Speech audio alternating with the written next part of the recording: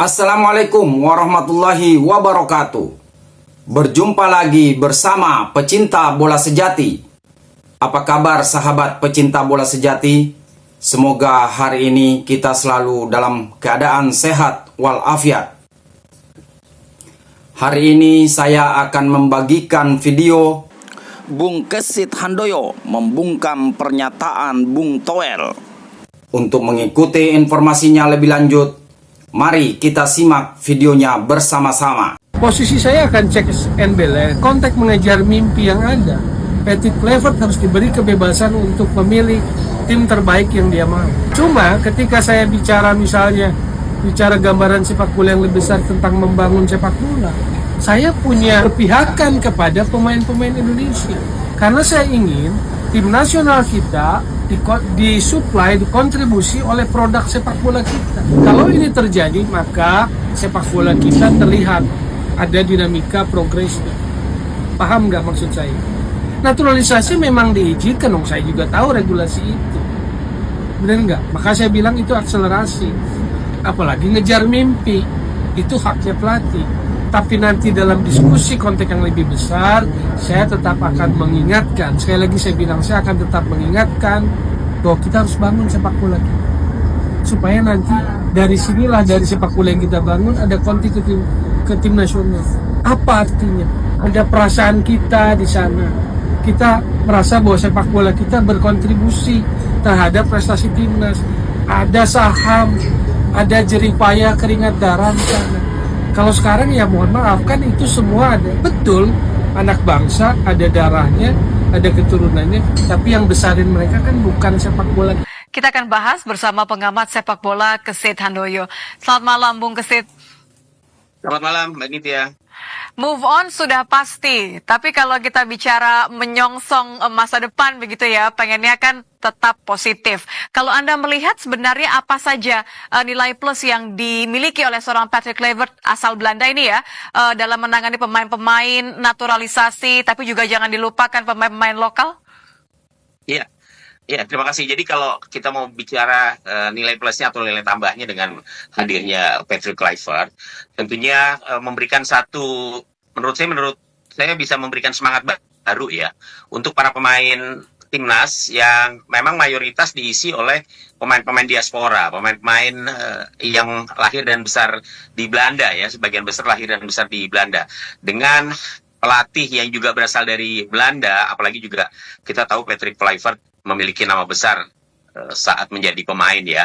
Walaupun memang dalam sisi karir kepelatihan dia sebagai seorang manajer atau pelatih memang belum mentereng ya. Tapi paling tidak nama besar Kluivert ini bisa membuat para pemain Indonesia akan semakin tertantang begitu ya untuk bisa menunjukkan kelasnya. Kalau sekarang masyarakat berharap Patrick Kluivert bisa membawa Indonesia ke Piala Dunia 2026, ya saya pikir ini memang menjadi sebuah tuntutan yang wajar sih ya, di saat dia hadir menggantikan pelatih sebelumnya Sinteyong yang sebenarnya juga sudah mencatatkan hasil yang menurut saya sangat signifikan ya bagi sepak bola Indonesia, walaupun belum memiliki gelar juara, tapi paling tidak dengan naiknya peringkat Indonesia, kemudian lolosnya Indonesia sampai ke putaran ketiga kualifikasi Piala Dunia zona Asia, ini menunjukkan bahwa STY memang sudah menanamkan sebuah Fondasi ya, akar yang fondasi yang cukup kuat untuk kemudian diteruskan, dikuatkan lagi oleh pelatih baru penggantinya Patrick Kluivert. Kalau tadi naturalisasi, kemudian pemain naturalisasi ini diuntungkan begitu ya, karena kan bicara mengenai komunikasi, mungkin akan lebih mudah. Tapi kalau kita tantangannya adalah adaptasi, ini kan bulan Maret ya, tandang ke Australia gitu.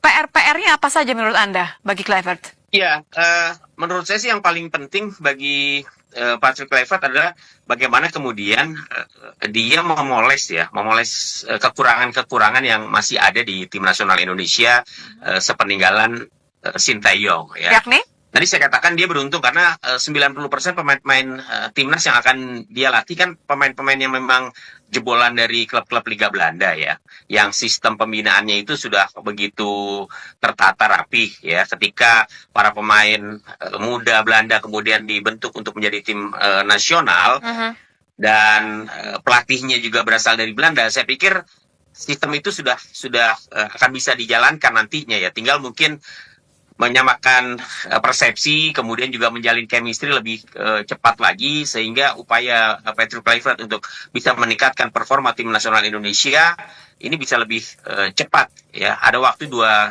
bulan setidaknya, ini harus betul-betul bisa dimanfaatkan. Bukan cuma para pemain naturalisasi aja, tapi juga ini tantangan buat pemain-pemain asli Indonesia yang saat ini juga berada di skuad timnas ya.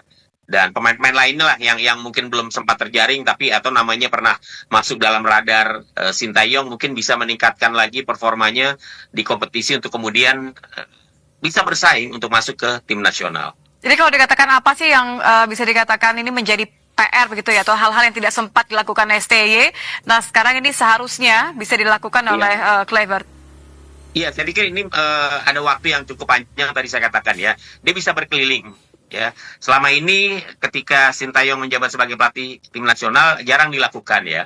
Walaupun beberapa kali dia sempat juga terlihat di stadion-stadion di Indonesia menyaksikan Liga 1, tapi frekuensinya sangat sedikit. Jadi hunting pemain ya. Kita berharap nanti iya untuk memantau pemain-pemain Indonesia yang mungkin dari kacamata Patrick Kluivert bisa saja ada yang pantas untuk direkrut masuk ke dalam jajaran tim nasional. Jadi saya pikir ini juga tantangan buat pemain-pemain Indonesia yang saat ini berkiprah di Liga 1.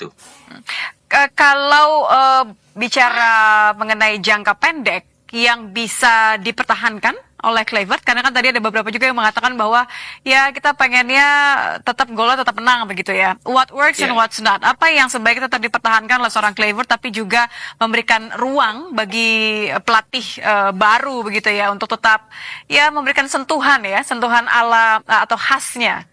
Iya. Ya, saya pikir kalau dari sisi non teknisnya ya yang dilakukan oleh Patrick Kluivert ke depan nantinya ketika dia mengumpulkan para pemain adalah ya mengingatkan kembali bahwa persaingan belum berakhir. Ya ada tuntutan yang lebih tinggi lagi dari sekedar Indonesia lolos ke fase ke putaran keempat misalnya seperti itu ya. Masyarakat ketika terjadi pergantian pelatih adalah ingin melihat Indonesia lolos ke Piala Dunia 2026. Wajar ya. Itu.